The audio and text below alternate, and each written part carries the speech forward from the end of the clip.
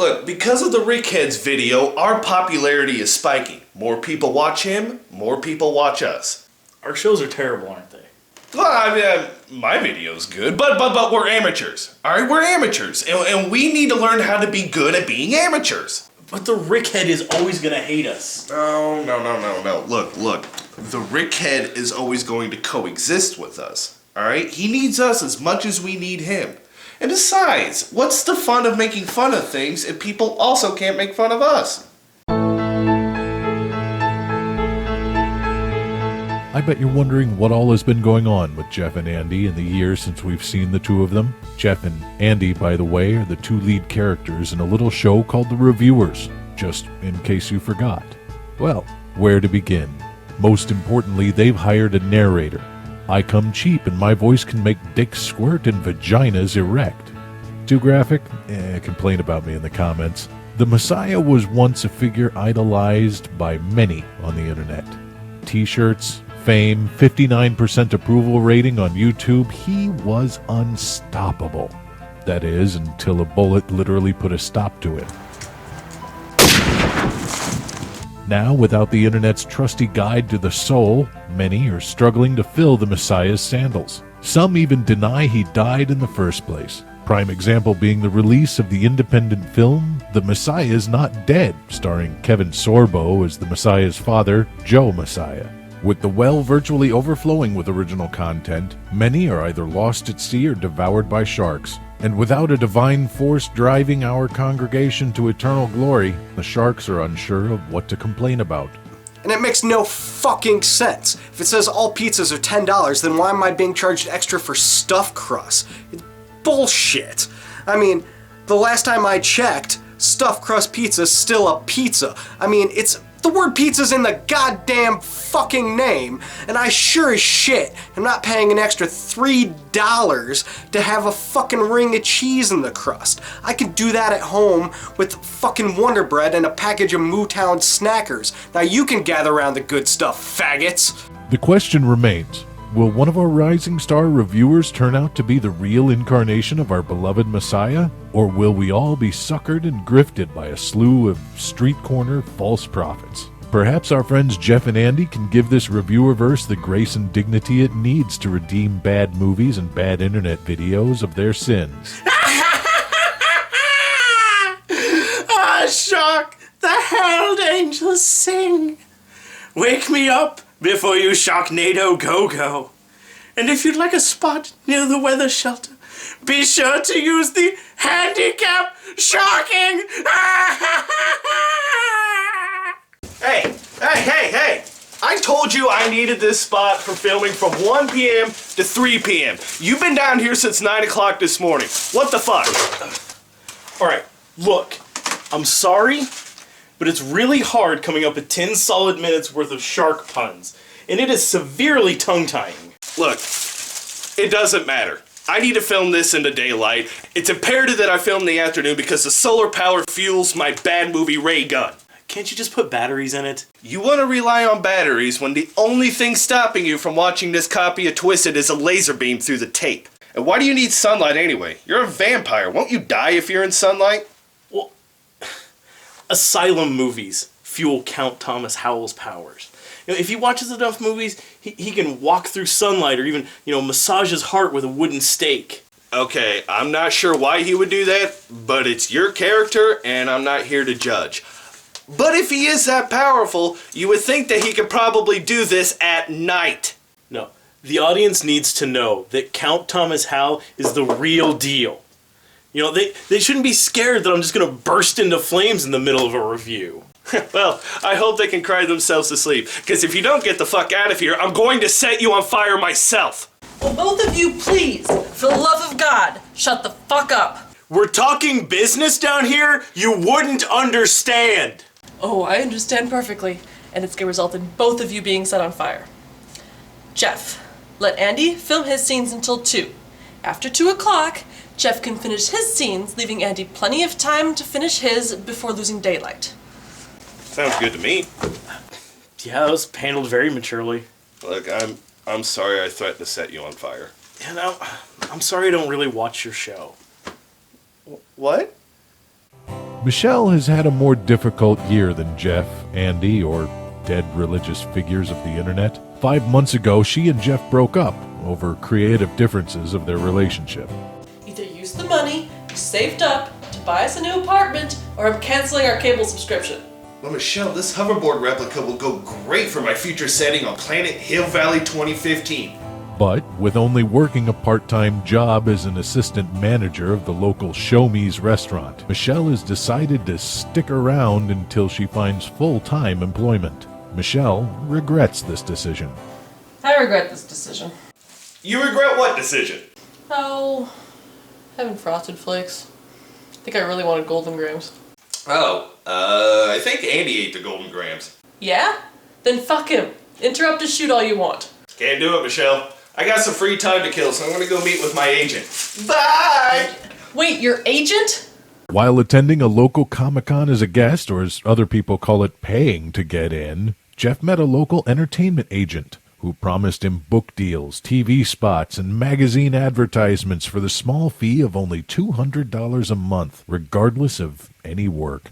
But the two still have great conversation. And so there we were watching Old Dogs, when suddenly Andy's mom calls up on the phone.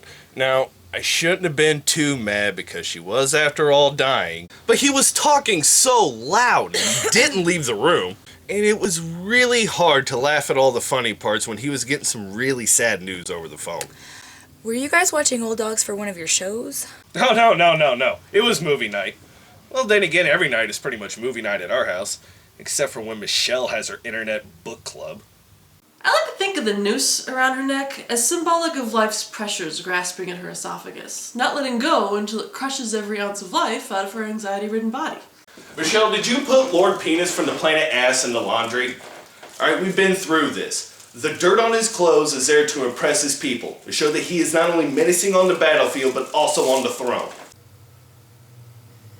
So, what's the scoop? Did you get me my book deal yet? Do you have any ideas for a book? Sure do. I could talk about all the conspiracy theories that go through my head when I'm playing Space Lancer Steve. There must be something in that foil, because every time I put it on, I somehow link Roswell to the JFK assassination. Yeah, let's table that one for now, honey. You got this month's payment? Shh, don't tell Andy. This is supposed to go to our video store late fees. How do you rack up $200 in late fees? Oh, you know how it goes. First I rent Twins because I need my Arnold fix, then Andy wants to watch Twins, then I leave it on the countertop before I take it to the video store, and then Michelle wants to watch Twins, so she takes it to her parents' house for the weekend, then her brother steals it so he can rip it onto his hard drive. Long story short, everyone I know has now seen Twins. Don't give up hope, Jeff. This money is going to a worthy cause, and that worthy cause has a name. Do you know what that name is, Jeff? The Messiah? No. The name is Jeff. Do you trust me? Well, of course. You're my agent. Not even Andy has an agent.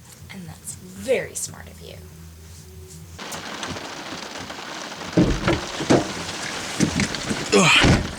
So what's the word on the new powder? Depends. You want the Coca-Cola Pandas, or do you want the Pepsi Ice Cucumber? I'm not one for cucumbers. I'm definitely a Coke girl. You sure are, baby girl. Boop.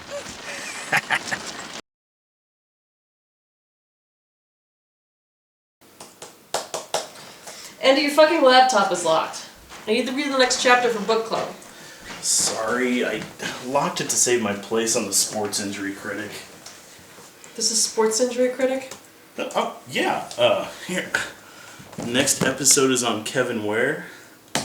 I am predicting 5 out of 5 metal rods. Welcome back to Oh Snap! I'm your host, the Sports Injury Critic. Today we're looking at the Louisville Cardinals versus the Duke Blue Devils, where the only thing putting up a brick is this tibia snap heard round the world. Ware's going in to block that three-point shot from Tyler Thornton when... As you can see, his fellow teammates are taking a breather, not from the injury, but because basketball is really, really hard. Ware may be temporarily benched, but his career hasn't thrown in the towel yet. I give this injury 4.5 out of 5 metal rods. Boom shakalaka! Huh. That's half a metal rod off.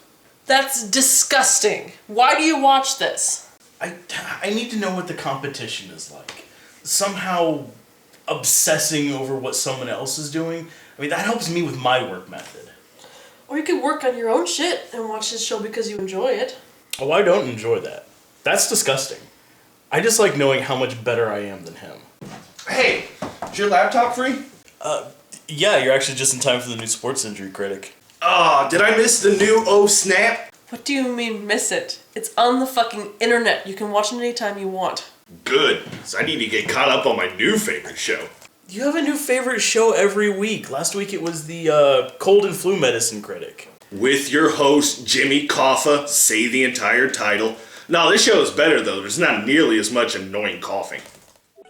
Aaron and Petra were two ordinary movie cynics who give 0 stars to every movie they find a single fault in. But one day, when they accidentally dropped their remote control on the ground, they opened up a portal that thrust them into groundbreaking times in movie history. Not that there's any reason that would happen, other than sheer plot convenience and far-fetched stupidity. This is Modern Movie Cynics Through Time and Space. Today's destination, January 1943.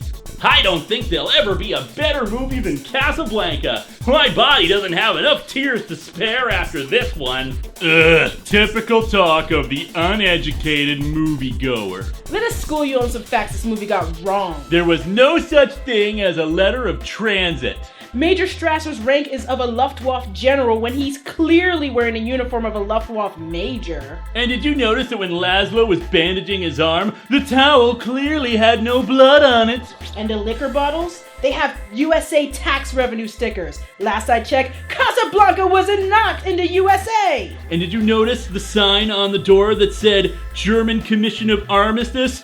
That sign should have been in German or French, not English. And Rick's coat, after standing in the rain, completely dry. So yeah, this is a fantastic film. Unless you're too stupid to regard things like, oh, I don't know, continuity and basic knowledge of history. How is that impressive? They're just listing off goofs from the IMDb page. Right? That saves me the time for looking up the movie's faults myself. But that's not an analysis. That's not even a riff. It's just a checklist for nitpickers. There's a lot more to actually analyze about a movie than just mentioning that a character's uniform doesn't line up. So when Count Thomas Howell bit the neck of the Marquis d'Onofrio, that was analytical.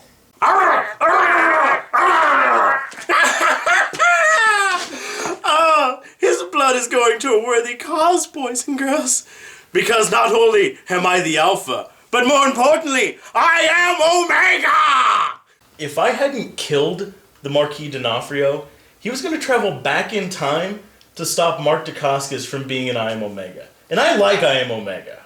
You mean your character likes I Am Omega? You're playing a character, right? Well, yeah, but look, sometimes my character and I, we have the same opinion. Ooh, check it out. Next week, the Time Cynics are going back to the Gone with the Wind premiere. Why? So they can complain that Rhett's mustache is 2 centimeters shorter in one scene than the next? What is your problem, man? We can do better than this, Jeff. I'm tired of being extremely funny. I want to be important, like the Messiah. You know, people were right. The Messiah will return one day. But he won't return as the same man. His genius will be reincarnated into a new individual. And I want that individual to be me. You can be funny and analytical, Andy. You just don't get it, man. We review totally different kinds of films. You do throwaway junk that no one gives a shit about, while I do important work that really makes the viewer think. Like Sharknado? Watch it again, Michelle. If that's not a wake-up call to prepare ourselves for global warming, well, I'm not going to be the one to save you from a shark bath. Good. I don't want you anywhere near me when I'm taking a bath. Shark or no sharks. Well, it's 2:30, buddy. Can I have that shooting space? Space Lancer Steve is saving the entire galaxy. All Count Thomas Howell is doing is saving his own skin by spilling the blood of the innocents. Yeah? Well, fucking Space Lancer Steve is a product of his time. He needs to go the way of Buck Rogers and every other camp show my dad used to watch. You know what, buddy? Yep, our boys sure do have some learning to do if they're gonna die for anyone's sins. And Michelle had better hurry up to read that next chapter. It's a good one, too. Spoiler alert, the boxcar children grow mighty suspicious of the old lighthouse operator. Well, one thing is for sure, it can only go up for Jeff and Andy, and if it doesn't, someone will be waiting. Why is it that every time I buy a beanbag chair, I have to throw it away after a year? Why can't they create soft styrofoam pellets that stay fluffy? I mean, who buys a chair and thinks, ooh boy, I hope this feels like sitting on firewood after 12 months? There was one person in history who preferred uncomfortable seating, and you know who that was? Hitler! I'm the Rickhead, and I say it because you think it.